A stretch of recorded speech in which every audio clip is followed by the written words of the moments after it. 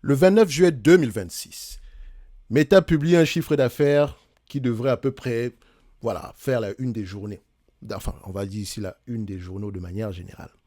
60,8 milliards de dollars de chiffre d'affaires sur le trimestre.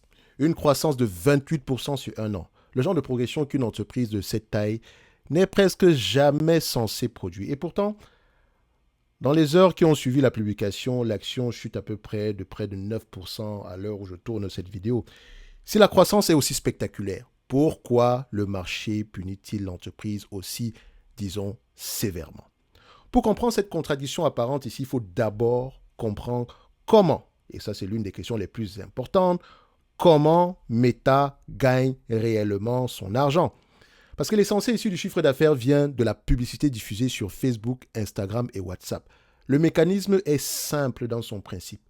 Plus il y a d'utilisateurs qui passent du temps sur les applications, plus il y a d'espace publicitaire disponible et plus les annonceurs sont prêts à payer cher pour capter leur attention. Donc l'attention de qui? Des utilisateurs. Ce trimestre, les deux moteurs tournent à plein régime. Les impressions publicitaires, c'est-à-dire le nombre de fois où une publicité est affichée, augmente de 14%. Le prix moyen payé par publicité ici grimpe de 12%. Ces deux chiffres combinés expliquent l'essentiel de la croissance du chiffre d'affaires. C'est la lecture que fait à peu près la majorité des investisseurs. Un chiffre d'affaires en hausse de 28% porté par une demande publicitaire solide, ça ressemble à une entreprise qui exécute parfaitement sa stratégie. Mais cette lecture ne regarde jamais ce qui se passe une fois que les coûts sont soustraits. Alors, et c'est là que la deuxième couche commence à raconter une histoire différente. Le bénéfice par action tombe à peu près à 6,18$ en baisse de 13% par rapport à l'année précédente, très en dessous de ce que les analystes attendaient. La marge opérationnelle, c'est-à-dire la part du chiffre d'affaires qui reste une fois les coûts d'exploitation payés, s'effondre littéralement à 31% contre 43% un an plus tôt. Les coûts totaux progressent de 55%, presque deux fois plus vite que le chiffre d'affaires. Une partie ici de cette explosion par rapport au coût vient d'éléments exceptionnels. 2,4 milliards ici de dollars de charges légales, 1,18 milliard de dollars ici liés au départ ici annoncé au mois de mai 2026. Ce sont des chocs ponctuels, il faut le préciser. Ce sont des chocs ponctuels. C'est certes désagréable, mais ce ne sont pas des chocs récurrents. Enfin, on espère que ça ne sera pas les récurrents parce que on ne sait jamais. OK? Mais c'est quelque chose de ponctuel de manière générale. Mais, même en mettant ces charges exceptionnelles de côté, un autre chiffre mérite d'être regardé de près.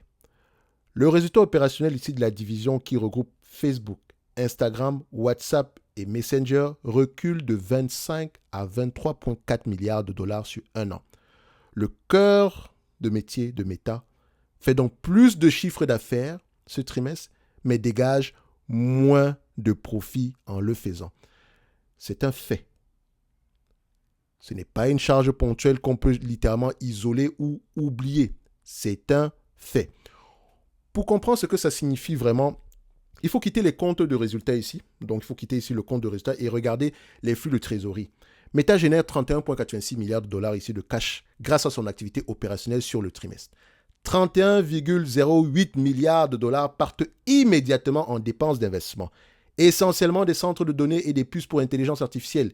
Il ne reste que 784 millions de dollars ici de free cash flow. Donc la trésorerie réelle disponible, une fois les investissements payés, s'élève à 784 millions de dollars.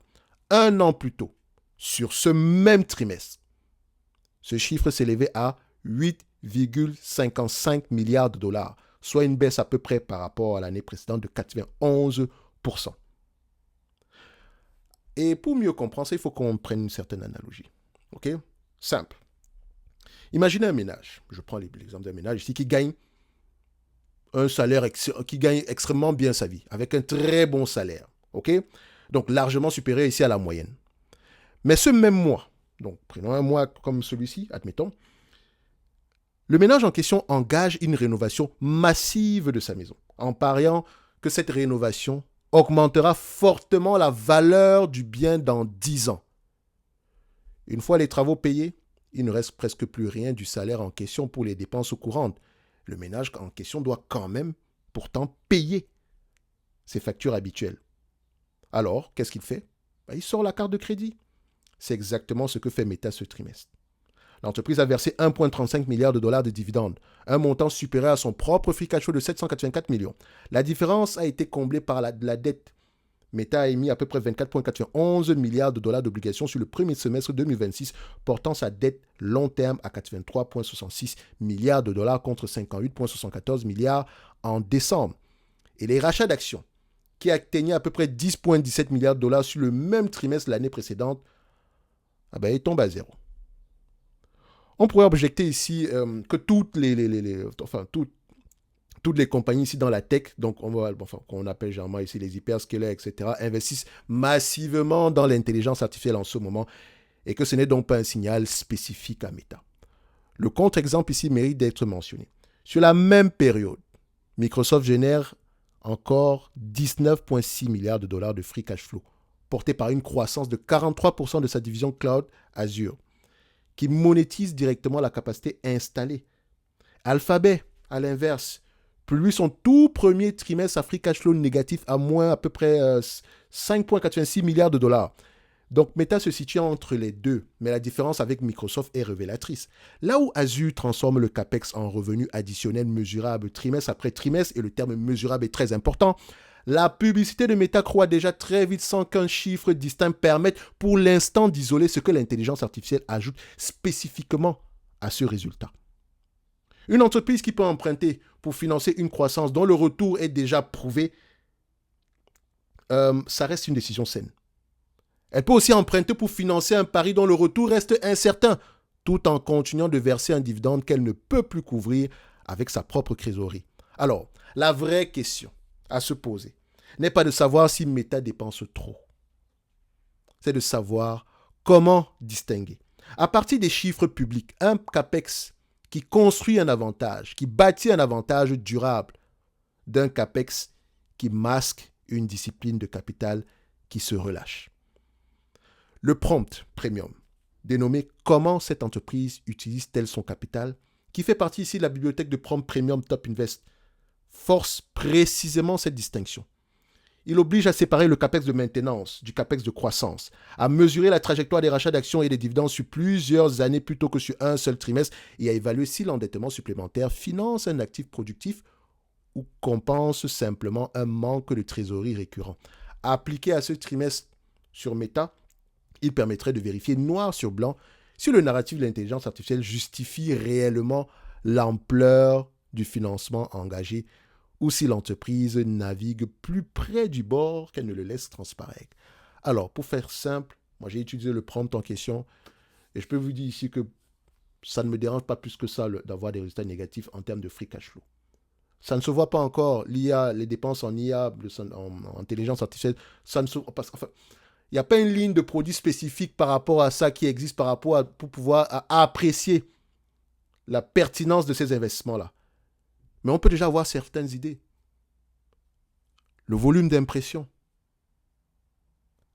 Je ne parle même pas du prix qu'elle va avoir tendance à fixer par rapport à ces impressions-là. Tout simplement parce que si elle augmente les prix, c'est peut-être parce que le retour sur investissement ici, au niveau ici des annonceurs, est élevé. Et ça, ce sont des métriques alternatives qu'il faudrait aller vérifier de manière générale. Il ne faut pas qu'on se dise ici que oui, s'ils sont prêts à payer plus cher, c'est parce que techniquement, c'est rentable. Attention, je n'ai pas l'information alternative. Je n'ai pas encore pu la peine d'aller vérifier ça. Mais aux dernières nouvelles, c'était assez correct ici. OK? Donc, je n'ai pas vérifié. Ça fait à peu près quelques mois. Donc, il faudrait que je revienne ici. Donc, j'attends d'abord que le trimestre, que la cendre retombe un tout petit peu avant d'aller vérifier par rapport à cette métrique alternative-là. Mais globalement, ici, les investissements de Meta au niveau de l'IA, techniquement, au pire des cas, qu'est-ce qui va se passer? Ils vont louer la capacité de calcul. Mais ce n'est pas quelque chose qu'ils prévoient faire présentement. Et le marché, c'est peut-être l'une des raisons pour lesquelles ici le marché n'apprécie pas les résultats actuels, parce qu'ils s'attendaient à ce que Meta annonce on va avoir tendance à louer du compute ici, etc. On va devenir ici un data center. On va commencer à louer la place disponible ici dans nos serveurs. Non, c'est parce qu'ils ont dit qu'ils en ont besoin, donc c'est pas prévu en tout cas. C'est possible de le faire, mais ce n'est pas prévu du tout. Peut-être que c'est pour ça que le marché n'a pas apprécié ça, etc. Après, on s'en fout de ce que le marché n'apprécie pas à court terme ici, globalement. Ok, on est là pour apprécier la politique d'allocation du capital ici, du management. Ok, n'oubliez pas qu'il nous a envoyé dans des affaires de métavers, etc. Même si, quand il parlait de métavers, en réalité, il investissait dans les data centers. Chose qu'il est encore en train de faire présentement. Et comment est-ce qu'on peut faire pour apprécier le résultat en question? Bon, je vous donne simple, hein, vous qui n'avez pas accès au prompt premium en question, le ROIC. C'est la métrique qu'il faut aller regarder. Ok, j'ai bien dit le ROIC. Regardez la tendance, comparez ça à peu près au coût du capital. Et vous allez voir qu'il est littéralement élevé. Je pense qu'il est facilement au-dessus des... Enfin, pour ne pas dire des bêtises, il est facilement au-dessus des 15% ici. Ok, mais attention, ce trimestre, ça pourrait être réduit parce que si on regarde l'évolution des cash flow opérationnels, pas des cash flow opérationnels, l'évolution enfin, ça sera le NOPAT ici, normalement, Net Operating Profit After Tax, si on le prend ici, sur les 12 derniers mois, par rapport au volume d'investissement, je dis bien au volume, alors, ça n'a pas encore été mis à jour, hein, donc attention ici, par rapport au volume d'investissement de la compagnie, bon, on va se dire que techniquement, c'est de moins en moins élevé. Ok, je vais encore le calculer à ma manière, mais ça peut être moins élevé ce trimestre. Mais attention, quand on regarde la dépense en capital, les dépenses opérationnelles, où sont les coûts variables? Quand vous regardez recherche et développement, est-ce que c'est un coût variable ou un coût fixe? Parce que pour que operating margin soit moins élevé, les bénéfices opérationnels soient moins élevés, bah, c'est parce que les dépenses opérationnelles ont connu ont connu une croissance très élevée. Et maintenant, dans ces dépenses opérationnelles-là, quand on prend à peu près un bilan comme celui-ci, 1, 2, 3, 4, 5, 6, voilà. Quand on regarde les dépenses opérationnelles de cette compagnie à ce niveau, vous remarquez quoi? Le coût du revenu, ok, c'est correct. Recherche et développement, c'est 36%. Par rapport à la même période l'année précédente, on était à 27%. En moyenne, elle était à peu près aux alentours de 25, moins de 30%. Le 6% de différence en question, c'est beaucoup d'argent. Et si on revenait à la moyenne, le operating cash flow, le bénéfice opérationnel va avoir tendance à augmenter. Donc maintenant ici, pourquoi est-ce que ça augmente? Est-ce que c'est durable? Est-ce que c'est temporaire?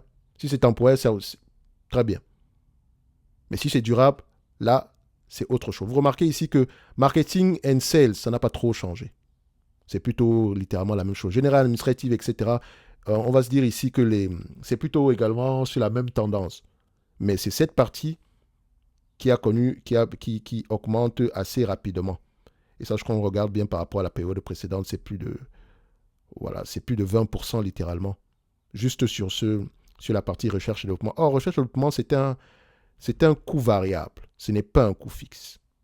Donc, si on les ajuste à la moyenne ici, le ROIC va peut-être rester au même niveau que précédemment. C'est l'ajustement que moi, je vais avoir tendance à faire de mon côté. Je rappelle ici que je suis très investi sur Meta et je n'ai pas l'intention de vendre une seule action. Au contraire, j'aimerais même que le prix de l'action continue à baisser littéralement. Ok, ceux qui s'inquiètent par rapport à l'IA. Bon, néanmoins, il y a des choses à observer au prochain trimestre. Je les ai mis ici dans la note d'analyse. Oui, parce que j'ai mis une note d'analyse ici, dans le groupe School. Dans Classroom, vous allez ici, j'ai mis la note d'analyse sur Meta. Et vous pouvez le voir ici, vous pouvez voir la note d'analyse en question. Quels sont les éléments à surveiller, donc les signaux à surveiller? Évolution ici du couple impression-prix, impression-prix moyen par publicité, trajectoire de flux de trésorerie disponible face au rythme d'investissement, conversion des outils d'intelligence artificielle en revenus tangibles. C'est ce que je vais avoir tendance à surveiller sur les trimestres à venir. Ça, ce n'est que mon avis. Et je rappelle que vous pouvez accéder au groupe School jusqu'au 31 du mois de juillet gratuitement. J'ai publié les notes d'analyse sectorielles. On a parlé des logiciels. On a parlé du secteur du pétrole et du gaz. OK? Toutes les notes sont là. Et ce sont des notes approfondies. Ce n'est pas juste un papier. Allez-y lire et questionnez. Vérifiez vous-même. OK? Ça vous permet à partir d'ici de savoir à peu près où est-ce que vous allez orienter, où est-ce que vous pourriez orienter vos capitales, où pourraient se retrouver des opportunités, comment se comporter en date d'aujourd'hui. OK? Et dans le groupe School, il y a d'autres éléments que je vais publier à partir du 1er du mois de août. Notamment, je vous ai promis un document sur le pétrole et le gaz où vous allez apprendre certainement beaucoup de choses. Ce n'est pas moi qui l'ai écrit, mais je l'ai avec moi présentement, mais je publierai uniquement ce document-là à partir du 1er du mois de juillet. Parce que je publie beaucoup de documents ici. En tout cas, allez-y voir. Vous avez jusqu'au 31 du mois de juillet. Donc, la note d'analyse ici, c'est tout simplement parce que je suis méta. J'ai du méta, donc techniquement, si l'entreprise est sous-évaluée et que je considère qu'elle est, je lis mes rapports financiers, j'écoute mes conférences calls et je vous donne mon avis ici sur la compagnie en question. Je ne vous ai pas demandé d'aller acheter quoi que ce soit. Non, non, non, non, non. OK? Par rapport à la valorisation maintenant, je rappelle que la bibliothèque de Prompt Premium vous donne accès à vie au Club Top Invest. J'ai bien dit à vie, je n'ai pas dit pendant 2 jours, etc. La bibliothèque de base ici vous donne accès pendant, disons, en tout cas, allez lire. Je vous ai mis une petite vidéo ici, d'accord? Elle est juste là, dans la partie About. Lisez-la. Écoutez-la avant le 1er du mois de août. De toutes les façons, je vais la supprimer à partir de cette période-là parce qu'elle ne sera plus d'actualité. OK? Donc, pour revenir ici à Meta, sur la partie quantitative, les mises à jour n'ont pas encore été effectuées. Pour faire simple, un Meta, si on la prend à 15 fois les bénéfices, ça fait 189, ça fait au moins aux alentours de 1200 $ à l'action par là. Oui, elle a encore pris un tout petit peu de dette, donc on peut l'ajuster en conséquence. Ici, on peut, voilà, si on a près de, voilà, la dette ici, dette nette est de combien? 1, 2, on a près de 80 milliards ici de dette nette. Si on prend ici le nombre d'actions à 2 milliards 600, donc 2 milliards, je vais calculer ça rapidement ici, 85 divisé par 2,57, ça donne à peu près 33 $ ici, à peu près de dette nette par action, 33 $ de dette nette par action ici. Si j'applique à peu près le multiple de 15 par rapport à 189 $, 1189 moins 15, moins à peu près 33 $, ça donne à peu près 1156 $. OK? Vous voyez qu'un target price assez intéressant ici. Mais moi, je crois que cette compagnie pourrait mériter littéralement 20 fois les cash flows opérationnels. Et donc, si on se situe à 20 fois les cash flows opérationnels, on tombe à peu près à 1600 moins 33 $ ici. Ça donne à peu près 1567. Donc, Meta est Bon, c'est matin, midi, soir, on va le dire comme ça. Et ça, ce n'est que mon avis. Je rappelle ici que mon raisonnement peut être que biaisé parce que je suis très investi sur Meta. D'accord? Et donc, faites vos propres recherches, écoutez vos conférences, call, parce que c'est vous qui investissez votre propre argent. Si vous avez choisi de faire du stock picking, faites-le au moins sérieusement. On parlera sans doute ici du secteur d'activité dans lequel Meta exerce sur les mois à venir ici en termes de notes d'analyse sectorielle. La dernière que j'ai faite ici date à peu près du mois de décembre et pour moi, je suis toujours optimiste par rapport à cette compagnie. De toute façon, je vais publier la semaine prochaine, on parlera des rates. OK? J'ai assez de bonnes nouvelles quand même sur les rates. En tout cas, ce que je lis, il y a des éléments qui me plaisent dans tous les cas de figure. Dans le segment du détail, on va le dire comme ça, du retail, on va le dire comme ça. Mais on n'est pas là pour parler des rates ici. Donc, vous avez toute l'information dans le school ici, etc. Allez poser vos questions là-bas pour Meta, etc. Comme d'habitude, c'est matin, midi, soir. Le reste ici, j'espère que le marché va continuer à punir cette compagnie parce que j'aimerais avoir un prix aux alentours des 1 $, littéralement. C'est voilà, c'est une boutade, c'est une façon de dire ici que le prix actuel, je dors très bien la nuit. D'accord? Ne regardez pas les free cash flow actuels parce que les coûts sont essentiellement c'est du capex de croissance. Mais je sais qu'on va avoir tendance, il y a un débat ici par rapport à la dépréciation, amortissement. Microsoft l'a fait dernièrement. Ils ont modifié ici la durée ici de dépréciation, amortissement de certains éléments, notamment les bâtiments de data center, etc. Donc, je vais expliquer cela un jour. Je pense que je vais l'expliquer dans le school. Ça va être plus facile comme ça parce que au moins je sais que ceux qui vont avoir tendance à écouter, ce sont des personnes qui veulent faire du stock picking sérieusement. Je n'ai pas dit que vous ne voulez pas le faire sérieusement, mais je préfère garder ça dans un endroit safe ici au moins. Enfin, pour qu'on puisse apprendre des choses ici de manière structurée. OK? Donc, allez-y, regardez ça et cogitez par rapport à cette... Ce n'est pas forcément mauvais, mais ça entraîne quelque chose. Ça peut avoir tendance... Ça peut avoir un impact positif sur les bénéfices nets. Pour faire simple. Les GPU, techniquement, ils ont une durée de vie entre 3 et 5 ans. Je dis bien techniquement, mais ça ne veut pas dire que en pratique, la durée de vie ne peut pas être plus élevée que ça. Rien n'interdit à une entreprise d'augmenter la durée de vie d'un GPU. Ça, c'est son problème. Mais il faut l'identifier, regarder la moyenne du secteur. Donc, c'est quelque chose de malléable. Donc, ce n'est pas un chiffre rond ici. Sauf si maintenant il y a une obsolescence programmée par rapport à ça. Mais vous me connaissez, je parle souvent beaucoup. J'étais là pour parler uniquement de Meta et surtout pour vous rappeler que le 31 du mois de juillet, toutes les informations se trouvent ici dans le groupe School. Allez consulter la note sur Meta. Et rappelez-vous d'une chose, si vous choisissez investir ici, il est très important d'avoir une vue long terme. Meta n'est pas une entreprise comme Alphabet ou bien comme Microsoft. OK? Et d'ailleurs, même en parlant de Microsoft, je pensais les résultats, elle allait mourir. Ceux qui ont lu la note d'analyse sectorielle sur les logiciels, vous comprenez pourquoi est-ce que Microsoft, c'est l'une des entreprises les plus intéressantes? Est-ce que vous comprenez jusqu'à présent? Microsoft, avant, je mettais 15 fois les cash flows, mais je pense même que là, 20 fois les cash flows, Microsoft pourrait valoir 2 fois plus que le prix actuel. Ça, c'est mon avis. De toute façon, je ferai une vidéo à la suite par rapport à Microsoft. En tout cas, on a des opportunités générationnelles, les amis. C'est le moment d'ouvrir les yeux et de commencer à regarder ce qui compte. Sortez un peu des bénéfices nets et regardez le business en profondeur. Ceci n'est que mon avis et non un conseil d'investissement. Comme d'habitude, je me réserve pleinement et royalement le droit de me tromper. En tout cas, Meta Platform, c'est matin, midi et soir pour le moment.